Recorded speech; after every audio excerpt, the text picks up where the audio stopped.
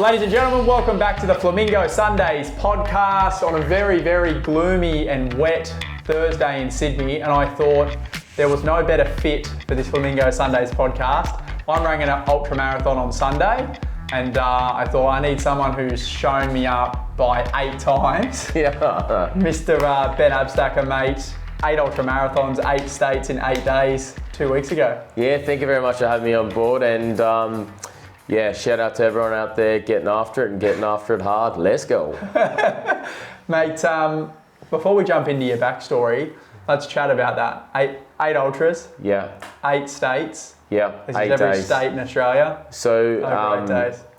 Given the recent crisis of the floods in New South Wales and Queensland, myself and a buddy, Brett Farrago, thought it'd be a great idea to do some epic or extreme challenge that's never been done to raise funds for the floods. So I come up with the idea to run 8 back-to-back ultra marathons across Australia in 8 days.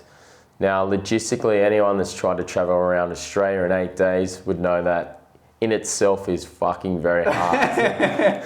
Then you throw in an ultra marathon. So essentially we flew economy class. We were self-supported. It was just me and him. On the first run, my girlfriend joined me to run the first ultra, but we had to run certain speeds and paces and times at every state or every location to make the connecting bus, to make the connecting flight. So the gun was there the whole time. No time for proper recovery. Shitty sleep, we were spooning each other in beds, like it was no time to get in the adequate food, preparation. It was just brutal. And you didn't do it in the easiest locations. Like you'd think if you were going to try and make it logistically easy, you'd land off the plane and then just maybe run 50 Ks around the airport and jump back on the plane. We chose the most rogue, hard, challenging paths you could. And we wanted to make it like near impossible, and that's why it was almost like Mission Impossible. We made it possible. First one we did in Uluru, so that's Northern Territory. Around the rock. Yeah. Around the rock. So yeah, we ran 26 kilometres on the road, and then ran the 10-kilometre loop around Uluru as the sun come up, which was absolutely delicious. Like it was magic scenes out there. First run would have been good too. You would have been feeling fresh. Feeling fresh. However, when you get around Uluru, it's quite like bumpy and it's like red sand. So I'm thinking I'm running on the road, I'm drop straight into the red sand, blows out the pace to 6-minute 30s.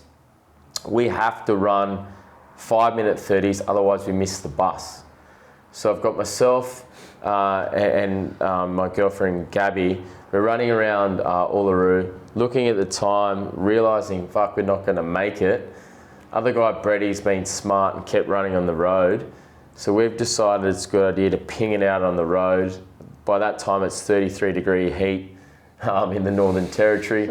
The bus is waiting over there. We're like, oh yeah, we'll just finish strong by running, we had 2 kilometres to go. Do 10 200-metre sprints. And Bretty runs over and goes, what are you doing? Just run a kilometre that way, a kilometre back, run, just make the flight. Get onto the bus all like blowing up and like, fuck, what have I got myself into? It's time to go. 50 Ks as well. Like obviously a marathon's 42.2 for the people who don't know. And anything above that is classed as an ultra. So you guys ran 8 50K runs over 8 days, which is about 400 Ks. So we ran 400 kilometres in 8 days, that's correct. And for anyone who doesn't know, if you run a marathon, you're fucked after it for about 3 days. You can't walk, you're delusional, you're dehydrated, your feet feel like you've been walking on hot coals. Oh, 100%.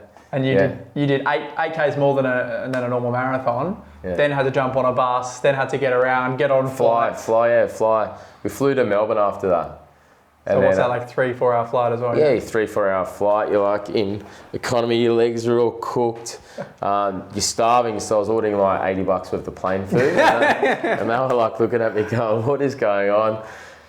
And then the blisters and the pain in the legs start to kick in. And then you just always circle back to it, like, why are you doing this? Like, he who has a why can almost do anything. And I was going to suffer to help and raise awareness for others, and that was the mantra going in. I knew it was going to suck, but I was going to embrace the suck.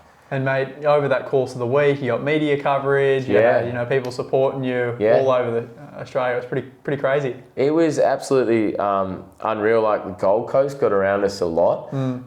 We had 3 guys. Just this positive power of social media. Guy called Robbo reached out when we'd run from Byron Bay to Ballina and back. Yeah. And said, "Fuck, what time you run on the Gold Coast?" We said, "Oh, tomorrow morning at 5." He said, "Come to this recovery centre." So we called an Uber from Byron Bay to a recovery centre in the Goldie. Tried to get in an ice bath and stuff, and he said, "Come down, we'll start at 4:30. So taped up the broken feet and come down. There was 3 blokes waiting for us. This was the fourth leg of the... Yeah. And they ran with us the whole fucking way. They did the whole 50. Then they got their running group to run with us, and it was kind of like Forrest Gump.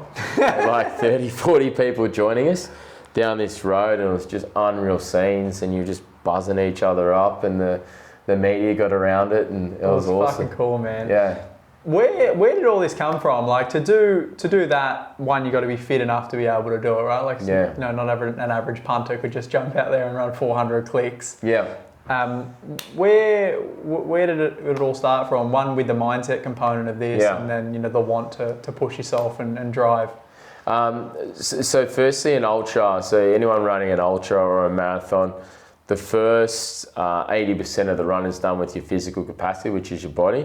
The last 20% or 30% is run with the mind. And what I mean by that is your body's going to scream out, fucking stop, stop, stop. The pain is going to just be going into places you never knew you could feel pain, but you've got to override the governing system, which is your mind, and tell it, hang on, I'm the boss.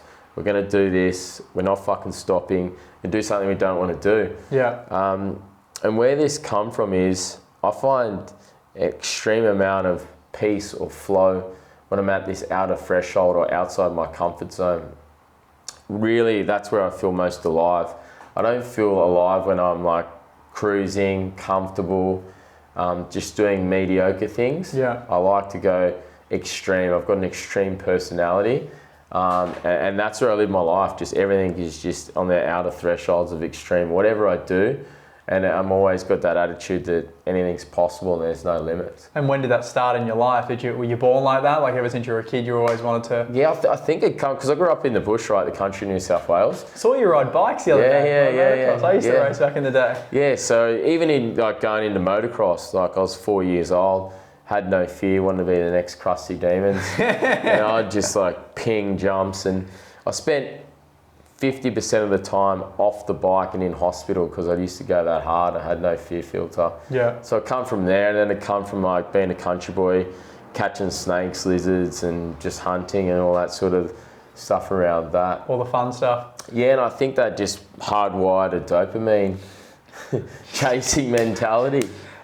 When you're younger, you know, like I said, a lot of people who watch and listen to this are, you know, probably millennials or kids coming through, you know, their adolescence, and with that extreme personality, you can usually use it for 2 things. One is to make a positive impact on your life, or, you know, number 2 is making a negative impact on your life. And obviously when you're coming through adolescence, it's very easy to make that negative impact with drugs and alcohol and girls, or more boys if you're a girl. Yeah. Did you go through that stage of your life? I did both. I did both very well. I did extremely positive things with that mentality, and I did extremely negative things with those mentality. So the positive wasn't the smartest guy at school, but I just fucking applied myself. I studied my ass off. I would just outwork everyone with this extreme personality in studies. Right. That got me a really good grade and got me into university. And then when I was at university, I flipped it the other way. I went down the negative route, like the extreme personality drinking. So I was like, how much can I drink? Can I be the loosest guy at the party? And I won all the awards, like Piss Curry of the Year, got put on drinking bans, all that sort of stuff. That's when I was the sack dog. I was a bit more chubby, or a lot more chubbier, and loved the kebab. And then going down that extreme path, I then would become a workaholic, because I was a corporate executive, and I used to just fucking work 70, 80 hours a week, was chasing money, would stack a whole heap of money.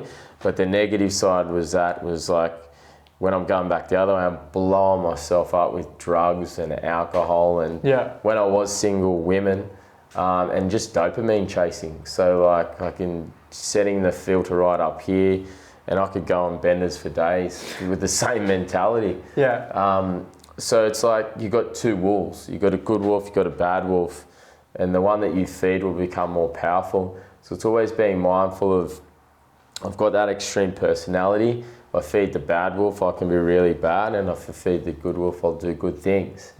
How did you come to realise that? Obviously, you know, you're obviously a lot more conscious of it now. I'm very conscious of it, and I'm very self-aware of it. And I used to be at times shameful of it, but shame and regret and guilt, absolute, and worrying it achieves nothing, right? The past is the past. You can't change it. I don't regret anything in my life anymore. I don't regret anything because at the time I made the right decision for who I was, not for who others think I'm meant to be. You know, every saint was once a sinner, and we've all had demons and we've all done dumb shit in the past. And the show goes on. The sun comes up. You live it back there and you keep beating yourself around the head with fucked up this, did this. That's not you. You're not your past. You're not all the times you got drunk. You're not all the times you fucked up. You're not all the times you did these stupid things. That's not you. You're a person who's learnt from a great deal of experience and a great deal of fucking up and making mistakes. It's made you who you are today. Did you go through a reoccurring process of, fuck, I did that, I won't do that again, I won't make that mistake again, and then 3 or 4 weeks later or something? No, I had to make the same mistake a fair few times just to make sure I was making the wrong mistake. Because just don't get me wrong, drugs and alcohol can be heaps of fun, and if channeled in the right direction, you know, you can have a good time with your mates but it's when it becomes painful and all-consuming and it affects relationships with others and it's harmful. That's when you know, okay, I've got to like really pull it up here. Ease up, And I had a couple of those really low points where I hit rock bottom, and your mental health gets absolutely like fucking smashed because you've depleted all your dopamine, and then you fall into the Tuesday terrors that usually come after a big weekend. You deplete all your dopamine. You become depressed, anxious. And you can't get your mojo back. And when those lulls, like those deep rhythms become like really, really deep, it's time to have a look inward and make some changes. And I've done that numerous times before. Was there like certain events that happened or certain points, you know, in different parts of your life where you did do something and you were like, fuck, I need to change this, and it sort of set you on another trajectory, like with the fitness stuff? Yeah. There were many times that I made heaps of mistakes when I was fucked up and drunk, and then trying to hide from them and the guilt cycle, and then continuing to drink to numb it out. And that was the vicious cycle, right? Like you would drink again to not feel the anxiety or depression of what you've done, but you then tipping fuel on a fire and not facing the demon. And prolonging it. And it's just getting compound interest on it. And it's going to be 10 times more worse when you come back to actually addressing it. And also the problem is never as bad as we make it out to be in the head. I create all these like side stories and stuff. And there was a few run-ins with the law where I was lucky to come away with lessons and no one to be seriously injured in a few altercations and things like that. And then just a few too many big benders that went on for way too many days. And you hear that a lot, right? And it's usually with high achievers or high performers where it's a lot of people who usually start off really, really well. You know, like they'll start off as a professional athlete or, you know, a CEO or a founder of a company, and then they get to a point in their life and something happens and all of a sudden they use all of the energy onto the negative side, or the bad wolf, as you called it. You know, and all of a sudden they lose their company, or you know, they get caught up in something and they're in the media 100%. And it's super, super common you see with high performers. When did you say, like, now I'm going to go sober? Because I think sobriety is something that you talk about quite a lot. 100%. It was just after too many, basically like blowing myself up, making a series of stupid decisions. And then my performance, like I run a PT business and a coaching business and a speaking business, and all those things really suffered. Yeah. And then you've got your good friends or mates around you and your family fucking worried about like, geez, this is not going, and they have to extract you from, you know, your apartment after you've gone on a big bender, like too many times, or you're not showing up to work and you're going MIA, like, that's when I really had to look inward.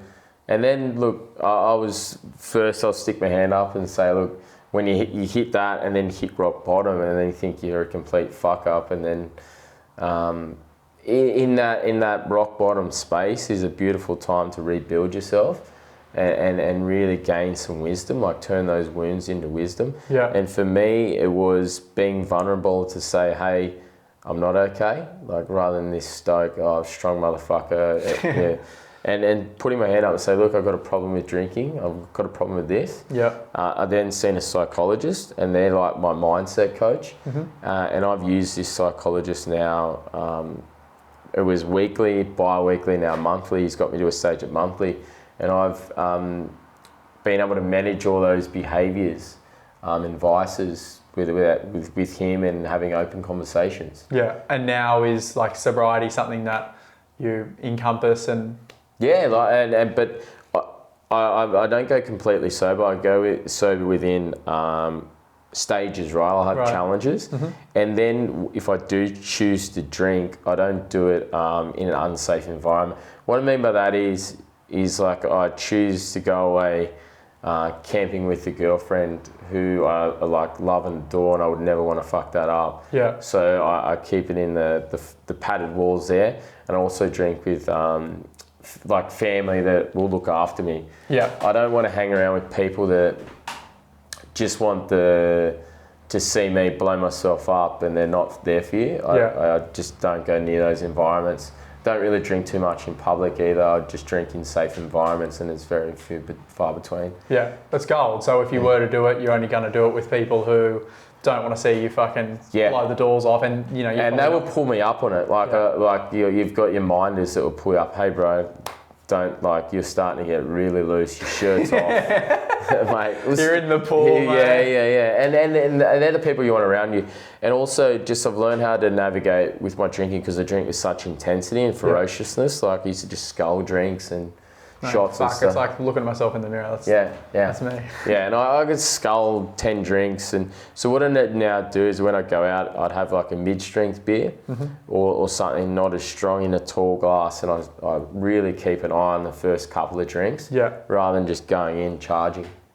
And I think, I mean, it's hard for people to look at themselves and go, oh, I haven't got a problem with drinking. But even if they don't go to that extreme, like I know for myself personally, I don't drink because I enjoy the taste of it. No. Like if you said to me, here's a fucking beer or vodka or here's like a nice fresh juice, you choose the juice every day of the week. 100%. It tastes better, you feel better after it. Yeah. But there's the people, and I think these are the people who have the bad relationship with alcohol, like myself, is you drink because you know if you have enough of it, the feeling you're going to get. And you attach good times to... Dopamine chasing. Having to drink. But I know for myself, like going sober, it's like a game changer, because you start to channel all that energy into positive things. Like you've got so much more free time, because you're not spending Sundays and Thursday afternoons and fucking whatever other day you drink, 100%. You know, hungover. Your emotional state is much more level and clear. And everything just happens so much easier. But I still personally find myself getting dragged. There's that, you know, I don't know, attraction to like, you know how good you feel without drinking, but then there's always that thing that pulls you back into wanting to have a big blowout. I still can't work out what that is. It's like a moth to a flame. It gets attracted to the light only to burn itself and blow itself up. It's true. That's what happens. And then when I get into those stages, I just don't put myself at risk. And also remind myself, like, your sleep's going to get interrupted, your performance work's going to be shit, you're going to regret it. And I start like outlaying like what's the return on investment of drinking and what's the cost of drinking. And you'll go, oh wow, there's not really too much to be looking forward to there. So if you're hypothetically speaking now, knowing everything you know at what age you are, going back to say 18, coming out, loving to get on the piss. Like, how would you now look back at that and go, okay, well, maybe I could do it this way and my life would have turned out differently? Or because there's a lot of people who ask me, like, oh, how do you go sober? Like, Friday nights come around and all my mates are like, yeah, let's go out. And then Sundays come and you always feel fucked. And then Monday comes, you're not yourself. Tuesday comes, you're not yourself. How do they balance that? Do you think it's like, just to go full sober, or do you think it's like you said, maybe quarter to quarter, where you have a blowout once a quarter? Yeah, I look, personally, I like the quarter to quarter thing, and the way around, like when I used to be a corporate executive and Friday night drinks were a big thing, I used to always go to the gym and train that night and then get my high from the weights or the training. So getting your fix or your high from other metrics and things. And then having the capacity to be around people for the first hour while they're drinking and just on the waters, and then you'll see how they start behaving, and then you'll go, I'm out of this. And they It's true. Yeah. As soon as you stay sober in an environment where everyone else is pissed, you want to be there for fucking 20 minutes and you're like, I'm bouncing. And you get tired. And exactly. When did you make the shift into let's use the energy instead of going out and blowing myself up and to actually making myself better? It was both professionally and it was good question. It was when I was still corporate executive. Were you working like banking or something? No, I was in recruitment. So I was national account manager, agency side, and then I moved to Salesforce.com. So the world's fastest growing software company. A small CRM company. Yeah. And when I started, it was a $1 billion company. Yeah. When I left, they were $50 billion in revenue. And I was there for 5 years. I was recruitment director, recruitment manager. So there would have been a lot of recruiting happening. Yeah. When you're 5x a company. I was hiring 3 people a week. Grew the workforce from, I was 197 in Australia to 1,000, and then globally it went off gangbusters. Yeah. And through that stage, was that when you were starting to get heavy into the fitness? Yeah, I was competing on stage. So I was starting to compete in fitness modeling, and that was like my sport or hobby. Yeah. And when you do a prep for one of those shows, it's 12 to 16 weeks long. And it's a methodical process that you map out where your nutrition, your training, your macros, your sleep, everything's accounted for, and then you just cross it off, and it allows no time for drinking in that. So what I do is I do these shows, and then after the show I'd give myself 5 days or 4 days or 3 days or 2 days to just blow off some steam and drink, and then I'd set the next goal and then go again. Right. And that tended to work really well for me. And then from there, you started to get into these fucking extreme challenges where you're like, 16 weeks isn't enough. I applied the same discipline of delayed gratification, of following a process, of understanding that pain equals progress. Pain is a good thing. We need suffering. We need pain. That's the only way you'll change. It's a Goggins saying, huh? Yeah, and the thing is with that, right, if you look at the pain of your drinking habits, when they get really painful, trust me, you will change because it becomes too much. Yeah, and usually with the drinking stuff, people lose relationships, people lose businesses, people lose... It's not till you hit rock bottom and you have a look at it though. You think you're all good and then just bang. Yeah. And you keep going. Yeah. With the fitness stuff, yes, obviously you were on stage. That's a very different kind of fitness to then, we're chatting about 8 ultras in 8 days over 8 states, 105 miles, which is what, 160, 170 Ks. Yeah, 168. I like 169 though. We'll take 169. That was New Year's Eve, 2021, 2022. Yeah, that's correct. Australia Day this year, you did a Ironman. Yeah, no. Very different, from smashing the gym. Yeah. Did you get bored of the other stuff, or did you want a new test for yourself? There was 2 things, right? So I wanted a new test, and I wanted to push my limits both mentally and physically, and that sort of stuff just excited me.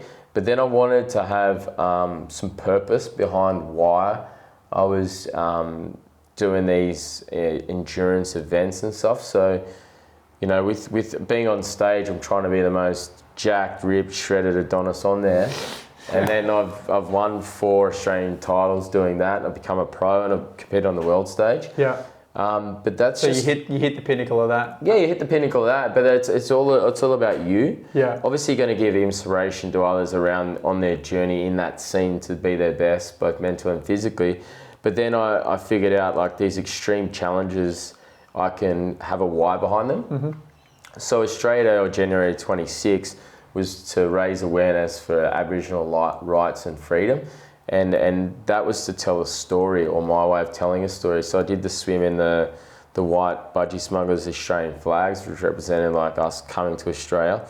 In the 180 kilometre ride, I was in all black, and I was looping a circle around Centennial Park, which took 7 hours.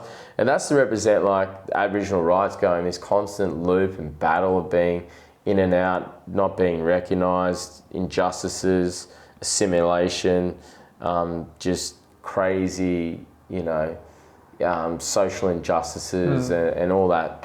And then I finished with the marathon on the Bondi Promenade in the Aboriginal flag budgie smugglers.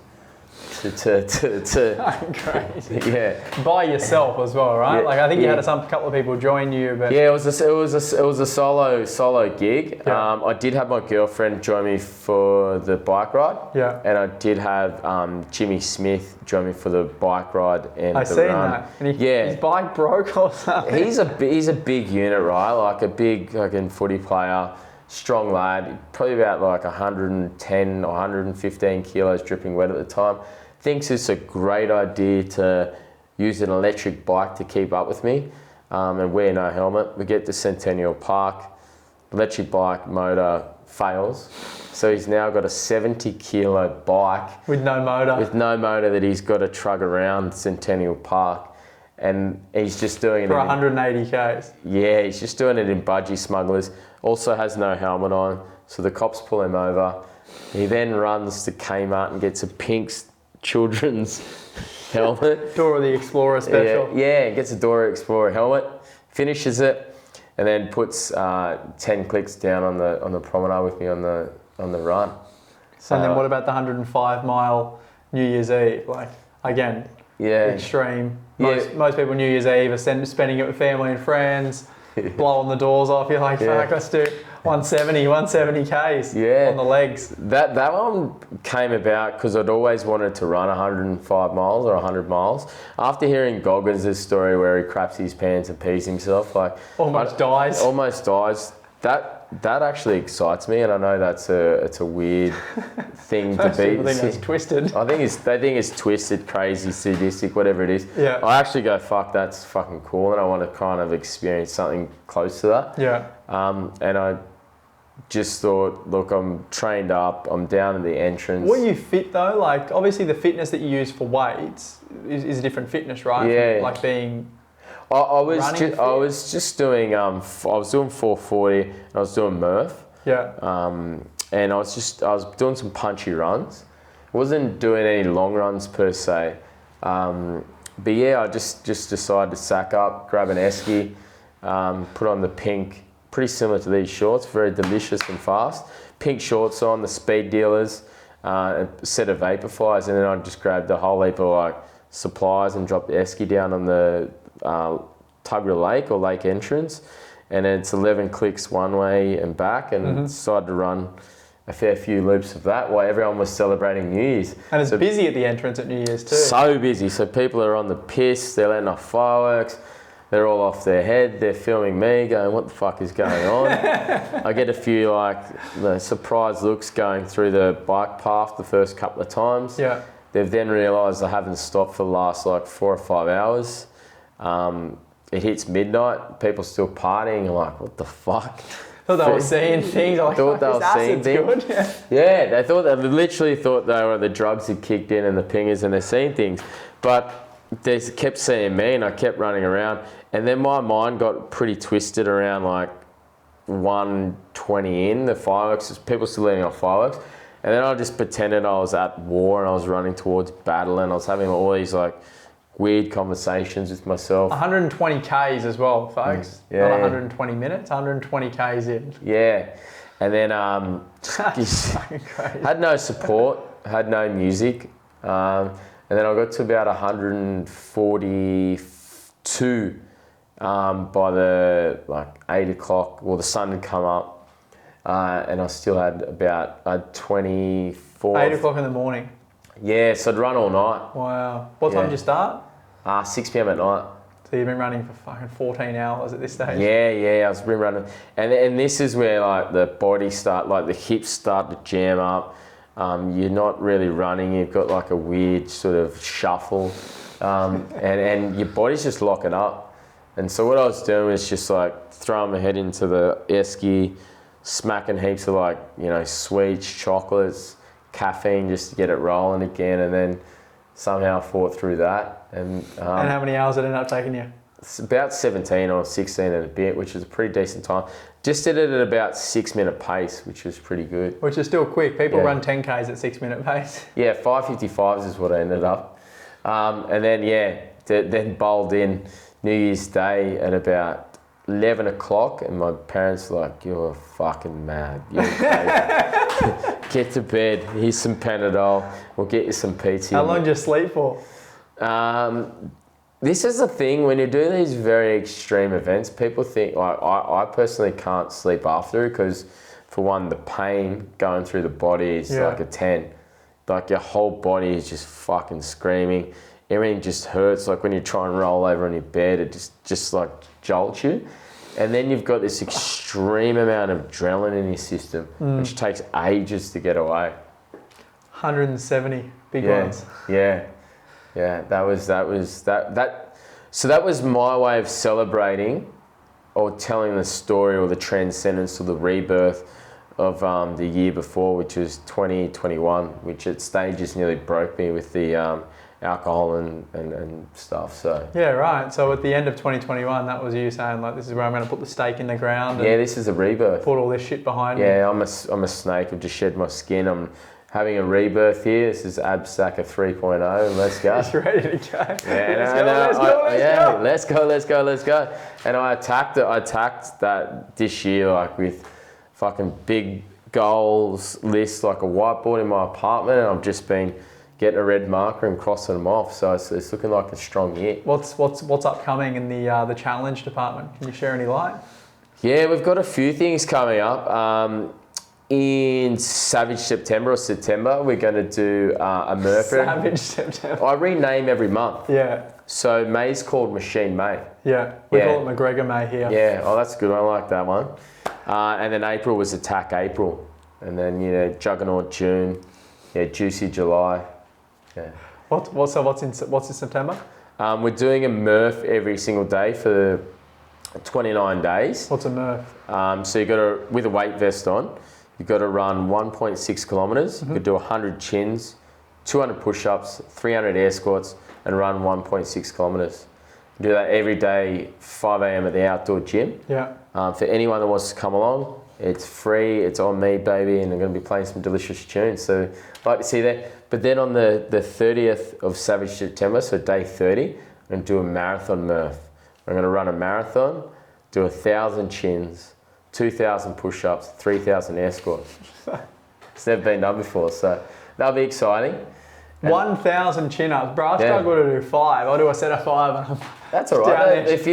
Shirt off in Bondi. If you do, just do 5 every minute for, a couple of hours. And you get there. Yeah, break it down into small, attainable goals. I noticed you said David Goggins. Has he been a big driver for you, or a big inspiration since his name started to become more mainstream? Yeah. I like when he released his. I first watched his first interview, like when Jesse Isler. Yeah. He released Living with a Navy SEAL, and that was Goggins, and nobody knew who he was, and then he released his name. And then he popped up on Impact Theory with Tom Bilyeu, which I watched from day one. And then I just fell into the David Goggins, you can't hurt me mantra. And I've done his 4x4 challenge where you run the 4 miles every 4 hours for 48 hours. Yeah. And I loved it. And I just love everything he represents. He's real, he's vulnerable, he's raw. He's not for everyone, but as he would say, who gives a fuck what other people think? Yeah, exactly. Yeah. What do you do for discipline? Because I think that's the biggest thing people struggle with, right? I think people love the idea of going sober, getting fucking healthy, getting up at 5 a.m. Structure, routine is everything. That's what people struggle with the most, right? Like mine's simple, right? I've got a black book at home. I've had for the last 5 years, and I did the same thing at Salesforce. Today is mapped out every single hour. So I wake up at 4:30. I make my bed and I cross it off with a pen. I make my bed.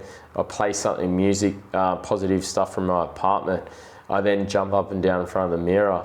I then write down what am I grateful for, what would make today great, and the daily mantra. I then jump into the shower, have a cold shower, cross that off. With your cold showers, just on that, I have cold showers too, but I don't start it like fucking full bore cold. I used to start it cold, and I was like, I don't need to be doing this shit. So I started it warm, wash myself, and then I go to cold.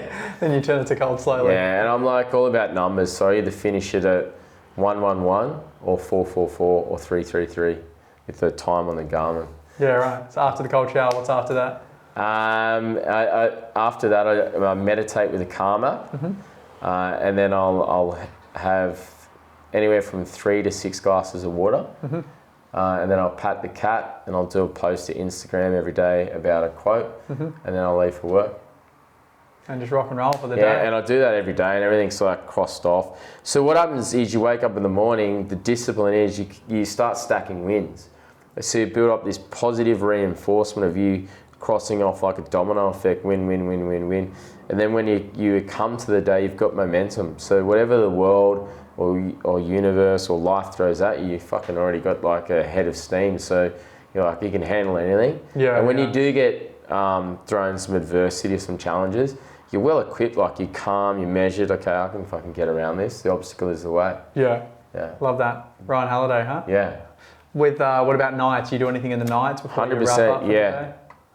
So sleep is the most underrated tool available to us. I used to be Terry Toughnunts or Johnny Rambo and a hero, and I only need 4 hours sleep, or I need minimal sleep, or I don't need sleep. Quickly to realise that whenever I hadn't had sleep, I wasn't at my best self. I was just running in the fight or flight system. So I make a point of getting between 7 to 9 hours sleep, got the same sleep routine. So before I go to bed, it's no iPhone now before bed. I have a hot shower and a cold shower. So basically it gets your peripherals really warm. I then make my apartment to 21 degrees, so it's cold. I then do a meditation at night, and then I tuck myself in. And what time's bed usually? 8:30ish? Last night was 8:30, yeah. Tonight will be 9. I'm gonna get up for Murph at 4 a.m. It's juicy, huh? Yeah, it's good. What were you like when you were 18, just before we wrap up? Like, have you been like that for a while, or has this just been a recent thing you've No, it's because when I was 18 to 25, I battled mental health stuff, and depression was a really hard thing for me. And when I was depressed, I fucking wouldn't wait. I'd always hit the snooze button. So I never hit the snooze button, and I was always back against the wall. I was always waking up late. I was always staying up at night. I had no routine, and my sleep was just shit all over the shop. So I wasn't doing it. So then I figured out, okay, if all those behaviours and habits lead to a depressed life, start doing the opposite. Don't hit the snooze button. Wake up early. Go to bed early. Eat healthy. Train. Like anything I did when I was depressed, I just did the opposite for it. But from 18 to 25, I was very trophy with mental health. Yeah, right. And then you feel like when you change the habits and the disciplines of things, that changed my whole trajectory. The thought. And another thing is, and I noticed it with myself, when you start to reinforce negative behaviour, so like you said, you fucking, oh, no, I can't be really getting up this morning. You hit the snooze button. It ruins you. Yeah, and then it, subconsciously tells yourself that it's all right to do that shit, And, or you go, I'm a piece of shit, I can't go to bed. I start beating myself up. Yeah.